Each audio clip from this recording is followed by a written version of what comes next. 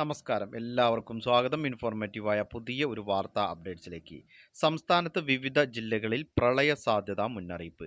കോട്ടയം ജില്ലയിലെ മീനച്ചിൽ, കോഴിക്കോട് ജില്ലയിലെ കോരപ്പുഴ, പത്തനംതിട്ട ജില്ലയിലെ അച്ചൻകോവിൽ, മണിമല എന്നീ നദികളിൽ ഓറഞ്ചും, തിരുവനന്തപുരം ജില്ലയിലെ വാമനപുരം, കണ്ണൂർ ജില്ലയിലെ പെരുമ്പ, മലപ്പുറം ജില്ലയിലെ ഭാരതപ്പുഴ, കാസർഗോഡ് ജില്ലയിലെ ഉപ്പള, വയനാട് ജില്ലയിലെ കബനി എന്നീ നദികളിൽ മഞ്ഞ അലർട്ടും നിലനിൽക്കുന്നതിനാൽ കരയിലുള്ള ആളുകൾ വളരെയധികം ജാഗ്രത പാലിക്കണം. യാതൊരു കാരണവശാലും നദികളിൽ ഇറങ്ങാനോ നദി മുറിച്ചു കടക്കാനോ പാടില്ല. തീരത്തോട് ചേർന്ന് താമസിക്കുന്ന ആളുകൾ ജാഗ്രത പാലിക്കണം.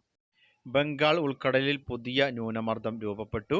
ഒഡീഷ തീരത്തിനു സമീപം വടക്ക് പടിഞ്ഞാറൻ ബംഗാൾ ഉൾക്കടലിനു മുകളിലായി പുതിയ ന്യൂനമർദ്ദം രൂപപ്പെട്ടത്. അടുത്ത 5 ദിവസം പടിഞ്ഞാറൻ കാറ്റ് കേരളത്തിന് മുകളിൽ ശക്തമായി തുടരാനാണ് സാധ്യത എന്നാണ് കാലാവസ്ഥാ വകുപ്പിന്റെ മുന്നറിയിപ്പ്. ബുധനാഴ്ച കോഴിക്കോട്, വയനാട് ജില്ലകളിൽ റെഡ് അലർട്ട് പ്രഖ്യാപിച്ചിട്ടുണ്ട്. പത്തനംതിട്ട, കോട്ടയം, എറണാകുളം, ഇടുക്കി, തൃശൂർ, പാലക്കാട്, മലപ്പുറം, കണ്ണൂർ, കാസർഗോഡ് ജില്ലകളിൽ ഓറഞ്ച് അലർട്ട് പ്രഖ്യാപിച്ചു.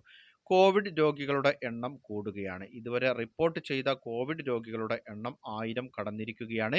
ഇതിൽ 430 രോഗികളും കേരളത്തിൽ നിന്നാണ് എന്നുള്ളതാണ് ഏറെ ഞെട്ടിക്കുന്ന വസ്തുത. മഹാരാഷ്ട്രയിൽ 209ഉം ഡൽഹിയിൽ 104ഉം രോഗികൾ ഉള്ളതായാണ് റിപ്പോർട്ട്. വൈറസിന്റെ പുതിയ വകഭേദം വന്നിട്ടുണ്ടോ എന്നറിയുവാനുള്ള പരിശോധനകളും പഠനങ്ങളും നടന്നു വരികയാണ്. ജലദോഷം, തൊണ്ടവേദന, ചുമ, ശ്വാസതടസ്സം എന്നിവ ഉണ്ടാവുന്നവർ നിർബന്ധമായും മാസ്ക് ധരിക്കണമെന്ന് ആരോഗ്യവകുപ്പ് നിർദ്ദേശിച്ചിട്ടുണ്ട്. പ്രായമായവരും ഗർഭിണികളും ഗുരുതര രോഗമുള്ളവരും മാസ്ക് ധരിക്കുന്നത് ഗുണകരമാണെന്ന് അധികൃതർ വ്യക്തമാക്കി.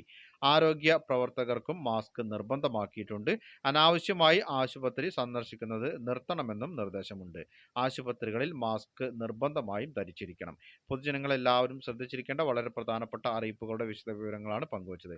മറ്റുള്ളവരിലേക്കും ഇൻഫർമേഷൻ ഷെയർ ചെയ്തെത്തിക്കണം. അഭിപ്രായങ്ങളും നിർദ്ദേശങ്ങളും കമന്റിലൂടെ എഴുതി അറിയിക്കുക. പുതിയൊരു വീഡിയോയിൽ വീണ്ടും കണ്ടുമുട്ടാം. അതുവരേക്കും അനൂപ് സൈനിങ് ഓഫ്.